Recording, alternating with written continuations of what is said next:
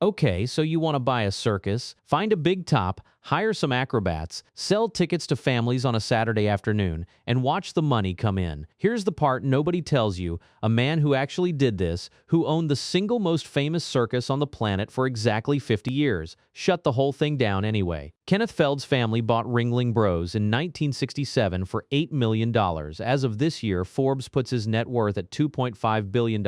And yet in 2017, after 146 consecutive years on the road through two world wars and the Great Depression, Ringling Bros and Barnum Bailey folded its tent for good. Not because people stopped loving the circus, because the math stopped working. By the end of this video, you'll know exactly why a single circus tent can cost more than most small businesses make in an entire year, why getting sued for animal cruelty turned out to be one of the more profitable things that ever happened to Ringling Bros, and why the version of the circus actually making money today doesn't have a single elephant in it. None of this pressure is new. The whole industry was built by men who understood exactly how much myth a business could carry. Phineas Taylor Barnum opened his first exhibition hall in 1841 and built an empire on hoaxes, oddities, and the very deliberate art of charging people to see something they weren't quite sure was real. Ringling Bros bought out Barnum's show in 1907, and by 1919 the two had merged into a single traveling operation that would spend the next century billing itself as the greatest show on earth. The name was never really a description. It was the original marketing budget. Start with the one object that makes a circus instead of just a stage show: the tent. A modern big top runs anywhere from $10,000 for a small single-ring canvas top to $200,000 for a large multi-ring tent built to seat a couple thousand people. Sit with that for a second. $200,000 for something you're going to erect in an open field and tear back down 12 hours later,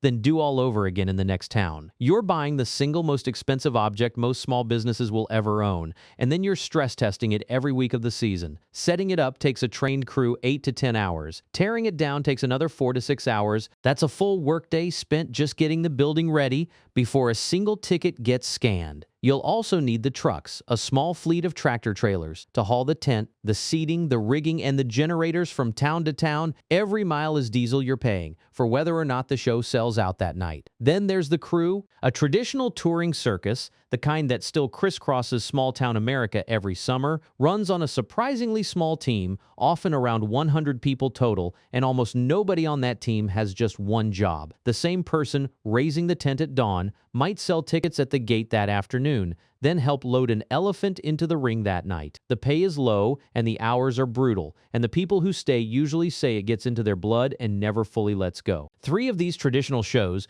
Carson Barnes, Kelly Miller, and Culpeper Merriweather, still spend every winter in the exact same small Oklahoma town. Hugo, population roughly 5,000, which has quietly called itself the circus capital of America for close to a century. If your show includes animals, add an entire second layer of cost: a federal exhibitor's license, routine government inspections, a full-time veterinary staff, and liability insurance built around the assumption that something enormous with claws or tusks might, on one bad day, hurt someone. Imagine budgeting every single year for a full-time vet and a federal inspection at every stop for animals that don't generate $1 extra of ticket revenue once the seat is already sold. That insurance line alone can be one of the largest fixed costs on the entire operation, because you're not insuring against something that happens often. You're insuring against something that ends the business instantly if it happens even once. Now we get to the question that actually matters: where does the money actually come from? For a small traveling circus, it is almost never the ticket by itself. Carson Barnes charges around $18 for an adult general admission ticket. Kelly Miller, a few towns over, charges somewhere between $12 and $16.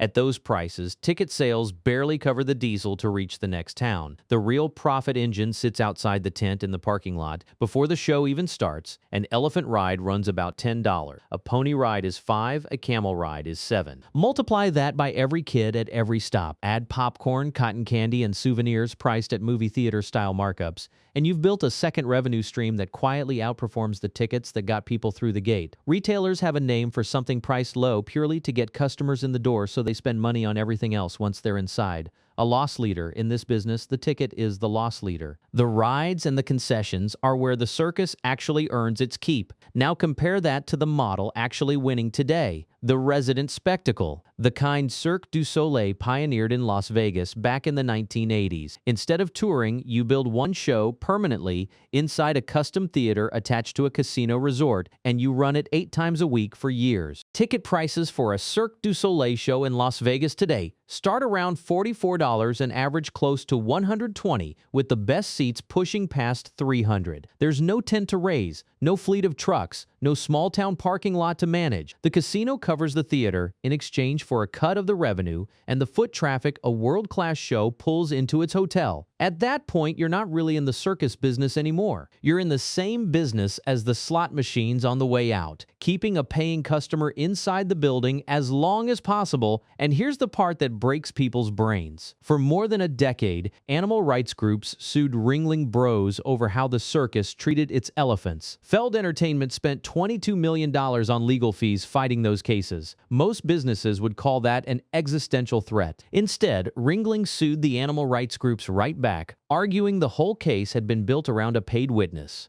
A federal judge agreed, ruling in 2009 that the key witness's testimony wasn't credible. By 2012, the ASPCA agreed to pay Feld Entertainment $9.3 million just to settle its part of the case. 2 years later, the Humane Society and several co-defendants paid another $16 million. Added up, and the circus that got publicly accused of animal cruelty walked away with $25.3 million from the very group suing it against $22 million spent defending itself. That's a profit of roughly $3.3 million generated entirely by getting sued. The elephants, for the record, stayed on tour for several more years after that and were only retired in 2016 for business reasons that had nothing to do with any courtroom. Step back for a second, because this business is fragile in ways that have nothing to do with lawsuits. Start with the tent itself. Imagine spending $200,000 on the single most valuable object your business owns, then setting it up in an open field with no foundation, nothing anchoring it to the ground except stakes and cable. One serious storm, one wind gust at the wrong moment, and that investment is gone in under a minute. Every touring circus builds weather cancellations into its season, because eventually every year the weather wins at least once. Then there's regulation. Rhode Island became the first state in the country to ban the bullhook, the hook training rod used to guide elephants, years before Ringling ever retired its own herd. When Ringling did retire its elephants in 2016 and shut down entirely the following year, several smaller circuses that still used wild animals folded not long after, as more cities and states passed similar bans on bullhooks, whips, and wild animals in traveling shows. If your entire business model depends on an act that a city council can outlaw with a single vote, you don't fully control your own revenue, no matter how good your show is. And then there's the risk that doesn't care whether you have a single animal at all. In March of 2020, Cirque du Soleil, a company that had spent 36 years proving the circus could thrive without a lion or an elephant anywhere near the stage, shut down all 44 of its productions worldwide because of COVID-19. Revenue didn't dip. It went to zero. Within days, the company laid off roughly 4,679 employees, about 95% of its entire global workforce. Here's the detail almost nobody brings up. Cirque was already losing money before any of this happened, $71.2 million in 2018